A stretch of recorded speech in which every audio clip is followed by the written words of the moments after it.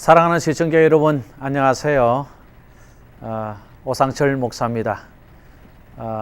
오늘은 저 여러분들이 지난주에 이어서 코리안 아메리칸의 역사적 분석에 대해서 같이 생각해보는 시간 되겠습니다. 먼저 인사를 드립니다.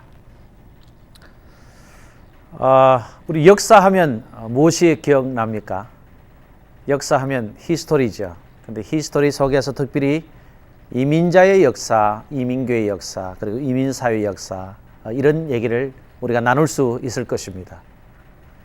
우리 초기 이민교회사를 보면은 많은 스토리가 있습니다. 특별히 그 중에서 정말 1896년에 서재필 이런 분들, 또 안창호 선생님들 이런 분들이 샌프란시스코에 도착해서 한인단체를 세우고 그리고 교회를 준비하고 이런 여러 가지 히스토리가 지금 이민사회에 남아 있습니다. 처음에는 망명백 중심이었고 소규모의 유학생들 중심이었습니다만 지금은 샌프란시스코만 하더라도 수많은 교회가 존재하고 있습니다. 우리 역사적 분석을 해보면 참 재미있는 얘기가 많은데요. 도산 안창호 선생님은 신민의 조직에서 애국운동했죠. 그리고 신문을 만들어서 많은 사람들에게 물산 장려운동을 만들었죠. 그리고 애국 애족에 앞장서는 일들을 많이 하고 교육하였으며 그리고 2세와 4세대에 대해서 많은 우리 한국 사람의 사상과 을을 전달해 주고 있는 그런 것이 바로 첫 번째 샌프란시스코 얘기였습니다. 근데 이제 세월이 지나서 조금 이제 흐르다 보면 두 번째 이제 본격적인 정규 이민 시대에 들어가게 됩니다. 1903년도에 처음으로 이민자들이 102명이 이제 하와이 호놀룰루에 도착했는데 그냥 가고 싶어서 하와이 땅에 갔겠습니까? 즐거워하는 마음으로 갔겠습니까? 그러나 역사적인 상황을 보면 그렇지 않습니다. 고종시대에 많은 가뭄과 기근이 있었습니다. 몇 년 동안 시작되는 그런 가뭄과 기근 속에서, 그런 환란 속에서, 핍박 속에서 먹을 것이 없었던 우리 한민족의 모습을 상상하는 여러분들 되시기를 바랍니다. 여러분 웬만하면 이주하려고 했겠습니까?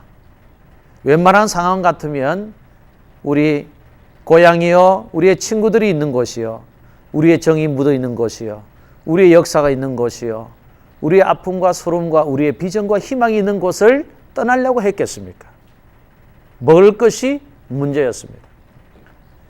당시 고종은 이 문제를 가지고 고민을 많이 했습니다. 그런데 마침 고종의 의사였던 알렌, 북장로교 소속 선교사였습니다마는 알렌이라는 사람이 고종에게 다음 같은 건의를 하게 됩니다. 각하, 정말 이 땅에 너무 기근이 있고 너 처치에 많은 가뭄이 있으니까 먹을 것이 없지 않느냐. 근데 내 친구가 영국에서 선박 행사를 하는데 그 선박 행사는 친구의 도움을 받아서 내가 하와이 사탕수수 농장에 다녀왔습니다.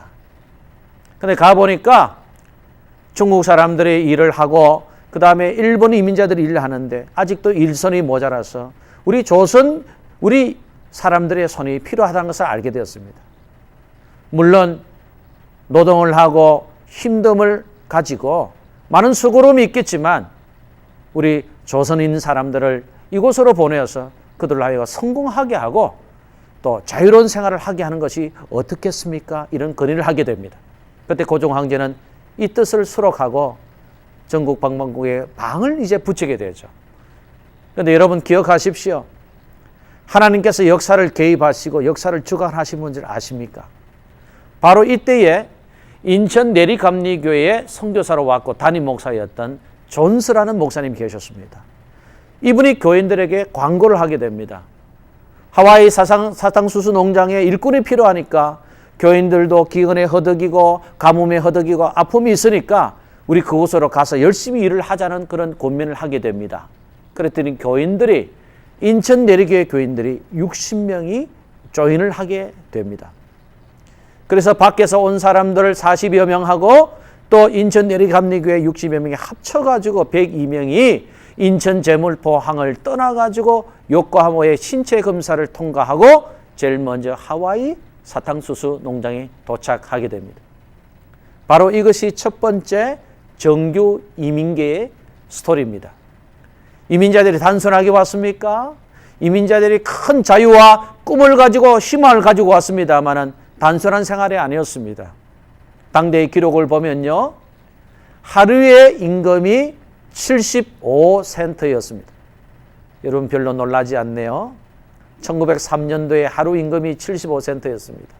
하루에 10시간에서 12시간을 일하는데 어떤 데는 너무너무 힘들어 쓰러지면 이 스페니쉬나 그 다음에 미국인 우리 슈퍼바이저들이 채찍을 가지고 때리면서 일으켜 세운 그런 기록이 있습니다.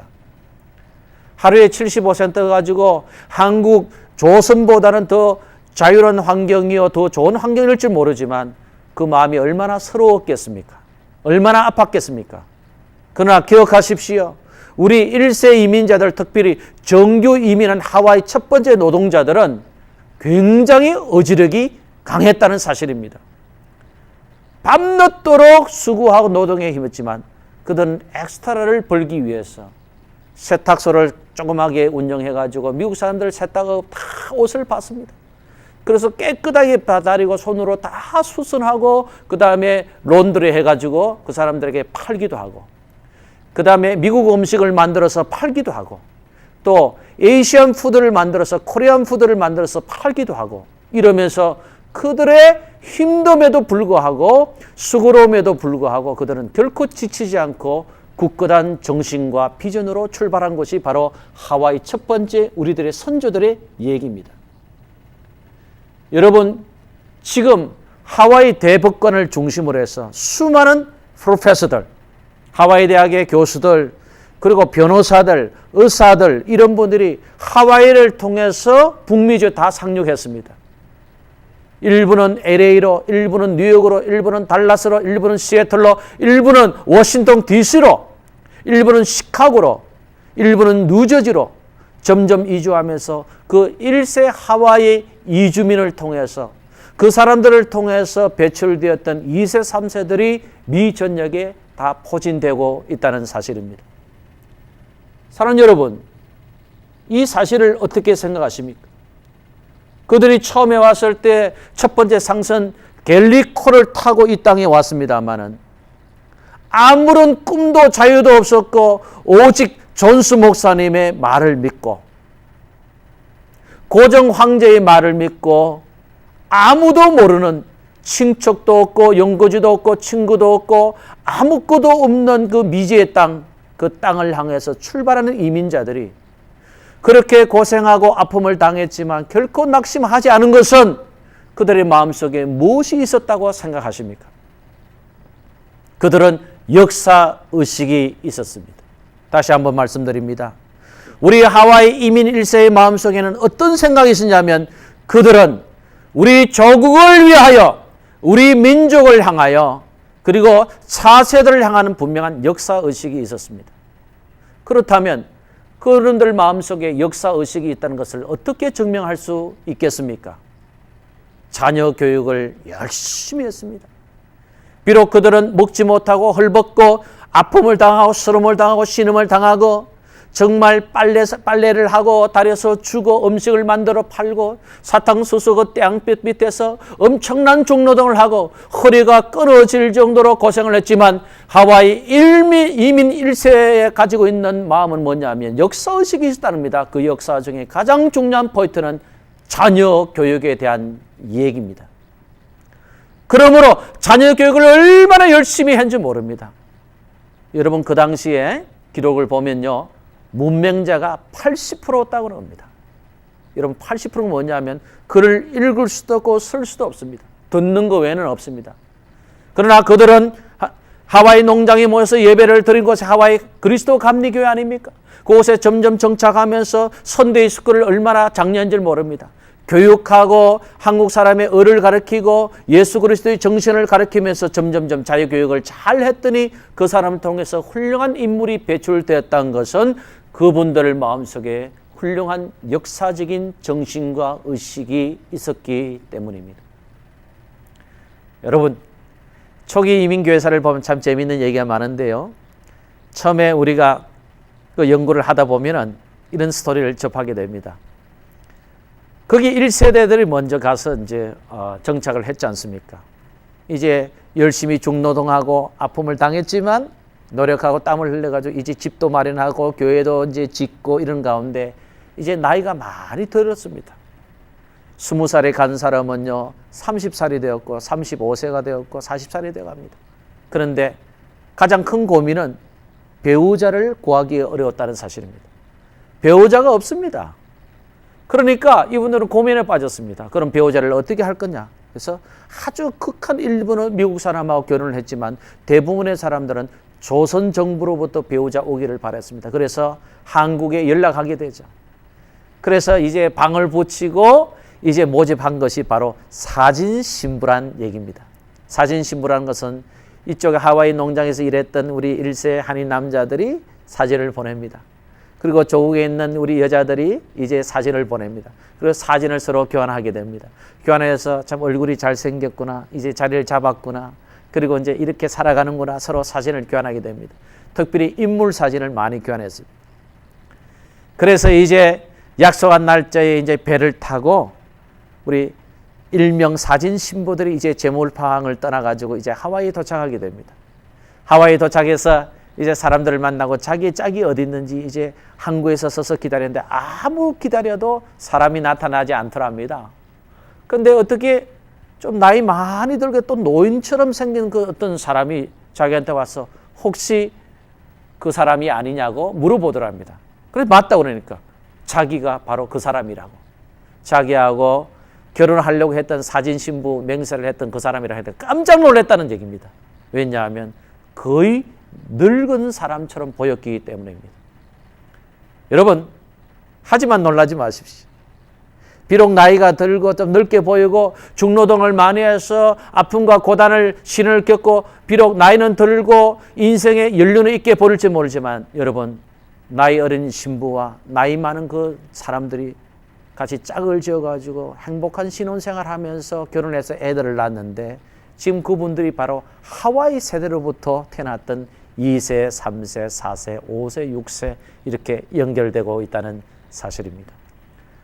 여러분, 비록 서러움을 당했지만, 비록 나이는 맞지 않았지만, 비록 생각은 달랐지만 열심히 교육을 했습니다. 이것이 이민 1세대의 정규 이민 세대에 살아갔던 그런 시절을 얘기하는 것입니다. 두 번째는 이민의 비정규 시대입니다. 이제 하와이 1세대의 문호 개방이 끝나고 이민 문호가 이제 단절되게 됩니다. 그래서 1930년부터 1945년 약 25년간은 이민 문호가 거의 개방되지 않고 다 두절되게 됩니다. 그래서 극한 사람 외에는 거의 이민을 오게 되지 못합니다. 하와이 땅도 그렇고 미국 본토도 마찬가지입니다. 그래서 이쪽에는 거의 통계를 찾아볼 수가 없고요. 그렇기 때문에 이민교회도 그것에 개척한 사례가 하나도 없다는 사실입니다. 이것이 이제 지나고 나서 이제 본격적으로 이민의 활기 시대에 들어가게 됩니다. 이민의 활기 시대는 1950년 6.25 전쟁 일어나고 나서 1953년도에 국제적으로 결혼한 사람, 다시 말하면 전쟁 우리 군인들하고 그 다음에 우리 한국의 처녀들하고 결혼을 했는데 국제 결혼한 사람들이 1950년부터 1965년 본격적인 이민 문호가 개방되기 전까지 약 4만 명의 국제 결혼한 사람이 미 본토에 상륙하기 시작됩니다. 내가 살고 있는 LA 지역은 그런 경우를 많이 경험하지 못합니다만은 시골에 가보면 시카고 지역의 시골이란 인디애나나 그 다음에 에반스빌이나 그 외에 여러 시골에 가보면 이렇게 국제적으로 결혼한 사람들이 세운 교회가 바로 이민교회라는 것을 잊었으면 안 됩니다. 여기는 그들의 아픔이 있지만 비전이 있습니다. 그래서 곳곳에 있는 크고 작은 교회들이 이분들의 손에 의해서 세워진 교회가 많이 있다는 것을 생각해 보면 이민의 그 활기 시대에 들어간 그 시절에 이민교회가 많아졌음을 우리가 볼 수가 있는 것입니다. 여러분, 국제 결혼한 사람이 4만 명이고요. 전쟁 고아로 어답한 사람이 약 한 3만 명 됩니다. 많은 고아들이 그 당시에 입양을 받아가지고 지금 그분들의 연세가 어떻게 되느냐 하면 65세에서 70세입니다. 다시 말하면 마치 이민 1세대들처럼 그분들이 6.25 전쟁이 끝나자마자 입양을 받아서 미전역에 흩어졌는데 그 당시에 3만 명이 흩어졌다는 겁니다. 여러분 그분들이 지금 연세가 많이 드셨습니다. 그분들이 또한 이민교회 초석이 된 것을 우리 부인할 수 없는 역사적 사실이라는 겁니다. 하여튼 이런 계기를 통해서 1965년부터는 본격적인 이제 이민 문호가 개방되기 시작하죠. 그래서 이제 존 F 케네디가 1965년에 이민 문화 개방에 케네디 법안을 선언하게 됩니다. 그래서 우리 이민 코타가 2만 5천 명에서 3만 명이었는데요. 프로페셔널 잡들이 다시 말하면 KS 마커들이 많이 들어오게 됩니다. 의대 출신들이 많이 들어옵니다. 인턴 레지던트들이 많이 들어오게 됩니다. 대학 교수들이 많이 들어옵니다. 간호사들이 들어오게 됩니다. 왜냐하면 이민 문화가 많이 개방되었기 때문에. 그래서 LA를 중심으로 정착을 하게 됩니다. 뉴욕, 시카고로 흩어지게 됩니다. 워싱턴 DC로 나가게 됩니다. 이분들이 대도시를 점점 점유하게 되면서 그곳에 이민사회 공동체도 만들고 이민교회 공동체도 만드는 데 결정적인 역할을 한 분이 바로 1세대 본격적인 이민의 활기 시대에 정착한 사람들이라는 것입니다. 여러분, 이민의 활기 시대부터 시작해서 많은 사람들이 정착하니까 교회가 많아집니다. 50개 교회에서 100개 교회로, 그리고 200개 교회에서 500개 교회로. 그래서 통계를 보면 1965년 케네디가 사인한 이후로 1968년부터 본격적으로 들어오기 시작하는 적어도 3만에서 3만 5천 명이 들어왔고요. 매해 들어왔습니다. 그리고 1970년도에서 80년도는요. 3만에서 5만 명이 들어왔습니다. 그래서 수많은 사람들이 그때 많이 들어왔습니다. 다시 말씀드립니다만은 1968년부터 1980년 초까지 지금 이민교회 초석을 이루고 메인을 이루고 중심을 이룬 사람들이 대거 유입한 민족이 바로 1세대 이민자라는 것입니다. 이분들이 기도하면서 교회를 세웠습니다. 이분들이 헌신하면서 교회를 세웠습니다. 이분들이 땀을 흘리면서 교회를 세웠습니다. 그래서 이민교회는 사실은 정사보다 야사가 더 많습니다. 야사는 숨겨진 얘기가 더 많다는 거죠. 아픔이 더 많다는 거죠. 그리고 남에게 공개하기 어려운 얘기들이 비하인드 스토리가 굉장히 많다는 것이 바로 이민교회 야사는 겁니다. 제가 언젠가 계획이 되면은 기회가 되면은 이민교회 야사를 쓸 마음도 있습니다. 사는 여러분, 이렇게 이민이 활기 시대를 맞이하게 됩니다. 점점점 문화가 개방됩니다. 점점점 교회들이 많아집니다. 이민사회가 넓어지고 많은 사람들이 대거 유입함으로써 새로운 동창회나 단체나 기관들이 줄줄줄 이렇게 생겨나는 것이 바로 이민의 활기 시대입니다. 그리고 이제 이 활기 시대가 끝나면 이제는 이민의 정착과 사명이 이제 본격적으로 시작됩니다. 이제는 많은 사람이 정착이 되었습니다. 처음에는 아파트에 삽니다. 그러나 점점 지나니까 좋은 자가용을 뽑게 됩니다. 그리고 점점점 많은 교회들을 짓게 됩니다.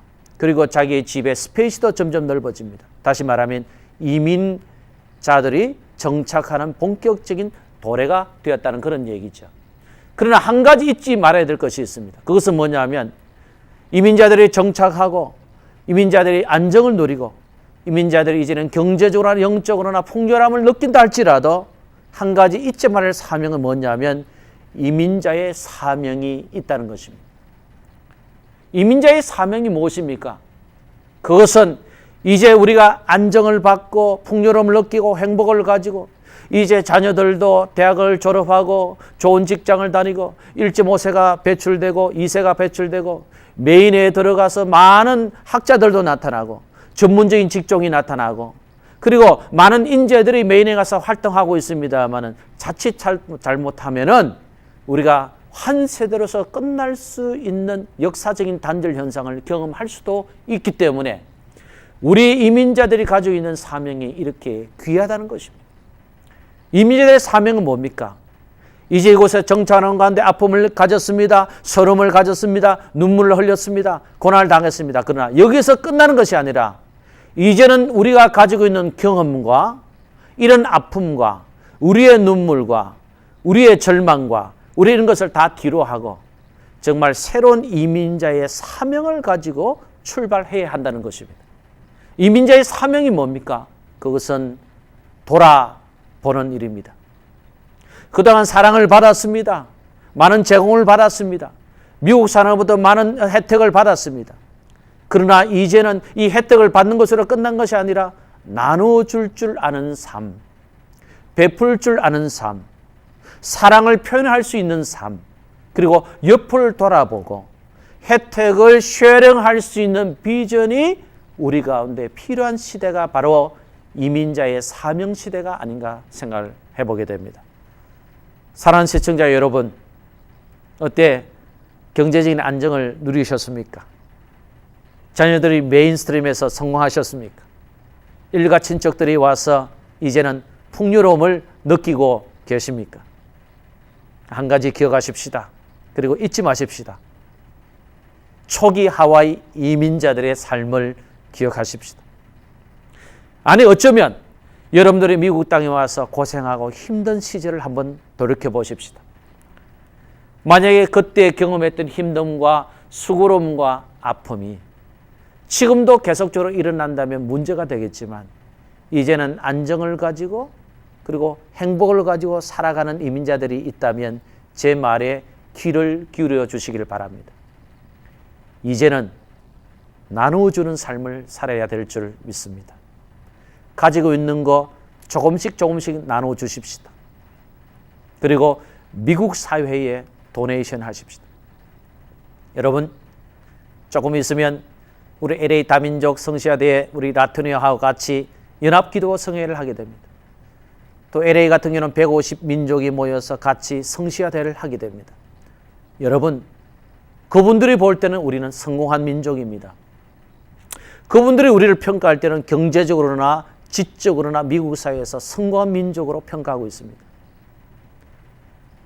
성경은 우리에게 말합니다. 가진 자가 없는 자에게 나누어주라고 말씀합니다. 가진 자가 나누어줘야 됩니다. 그렇습니다. 어쩌면 우리는 돈도 많이 벌었고 경제적으로 안정이 되었고 성공한 민족인 줄 모릅니다. 그러나 여기에서 끝나면 안 되는 것입니다. 우리는 여기 성공한 노하우와 부를 축적한 노하우와 풍요로움의 노하우와 행복의 노하우와 모든 성공의 노하우를 가지지 못한 민족들에게 나누어줘야 합니다.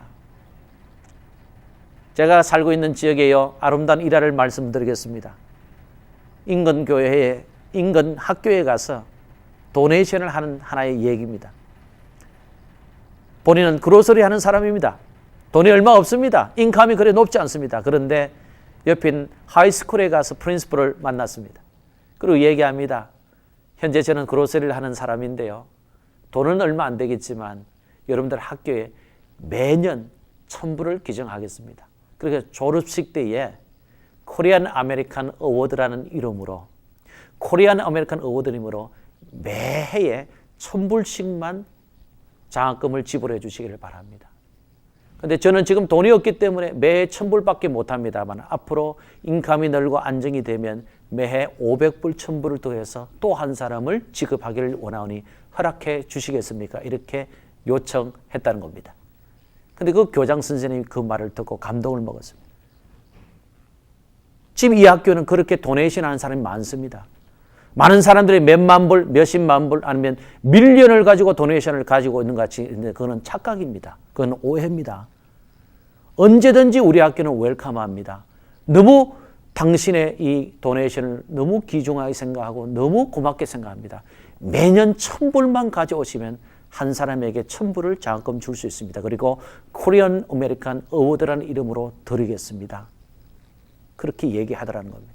그리고 약속대로 1,000불을 가져와서 매해 하이스쿨 한 명의 코리안 아메리칸 어워드를 제공하고 있다는 사실입니다.